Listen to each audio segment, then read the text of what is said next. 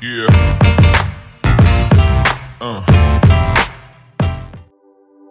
Halo sahabat, tahukah kalian fakta di balik peristiwa proklamasi kemerdekaan? Teks asli proklamasi sempat dibuang di tempat sampah. Naskah asli proklamasi yang ditulis tangan oleh Soekarno sempat dibuang ke tempat sampah.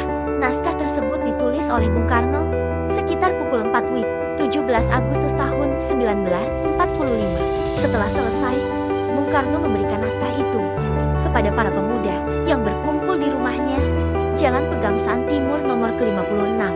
Naskah selanjutnya diketik oleh Sayuti Melik. Usai mengetik, Melik meremas-remas naskah itu. Sayuti Melik mengira naskah yang berbentuk tulisan sudah tidak terpakai lagi karena sudah ada naskah ketikan. Lalu naskah itu dibuang ke tempat sampah. Namun, naskah tersebut diselamatkan oleh B.N. Dia, wartawan asal Aceh yang ikut mendokumentasikan proklamasi. Pada tanggal 29 Mei tahun 1992, B.N. Dia menyerahkan rancangan tersebut kepada Presiden Soeharto. Setelah menyimpannya selama 46 tahun, 9 bulan, 19 hari. Pembacaan teks proklamasi ketika bulan Ramadan. Tanggal 2 Ramadan, tepatnya 9 Agustus tahun 1945, Soekarno, Hatta dan Rajiman Weddiodiningrat bergegas ke Dalat, Vietnam untuk membicarakan kemerdekaan dengan Jenderal Terauchi, di mana tepat pada tanggal 6 Ramadan, Jepang menyerahkan kekuasaannya kepada sekutu. Hal inilah yang kemudian membuat para pemuda di bawah Sultan Syahrir bergerak untuk meminta proklamasi kemerdekaan Indonesia segera dilaksanakan.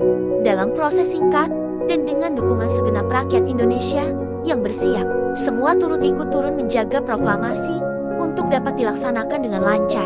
Tidak hanya bersama umat Islam, umat beragama lainnya pun terlibat dalam prosesi proklamasi.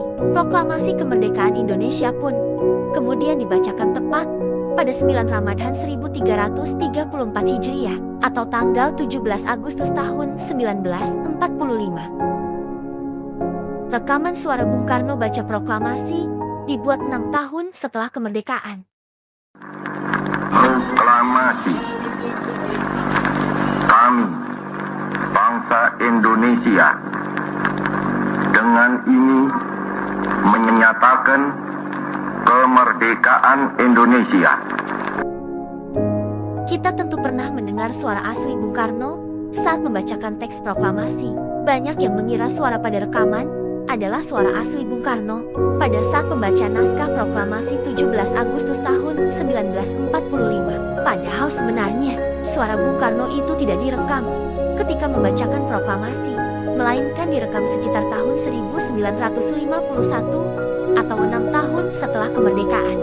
Jika bukan karena Jusufrono Dipuro yang merupakan pendiri RRI meminta Presiden Soekarno kembali merekam pembacaan teks proklamasi kemerdekaan. Mulanya Bung Karno menolak karena beranggapan pembacaan teks proklamasi hanya berlaku 1 kali dan tidak bisa diulang.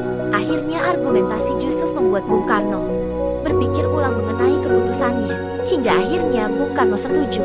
Suaranya direkam sekali lagi pada saat membacakan naskah proklamasi.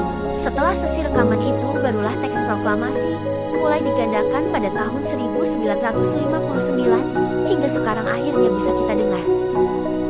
Dokumentasi proklamasi terselamatkan berkat kebohongan.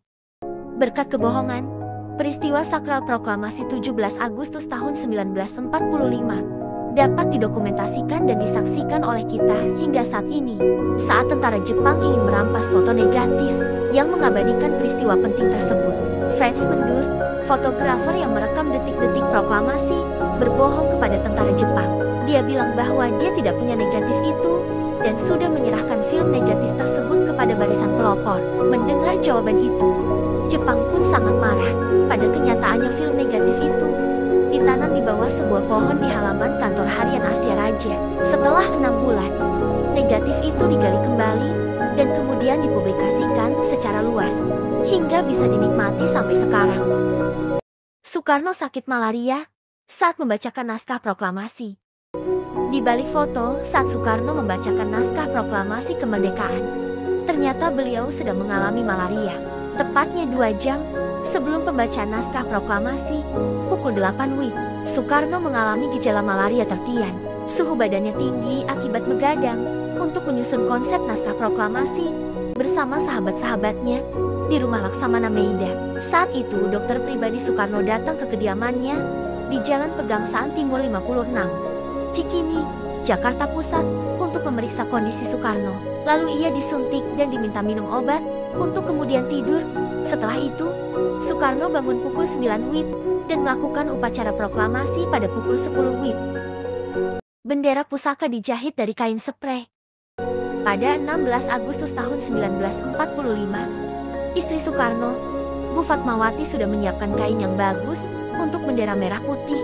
Namun, kain tersebut sangat kecil, dengan panjang hanya 50 cm. Karena waktu yang mepet, Fatmawati memutuskan untuk mencari kain di lemari.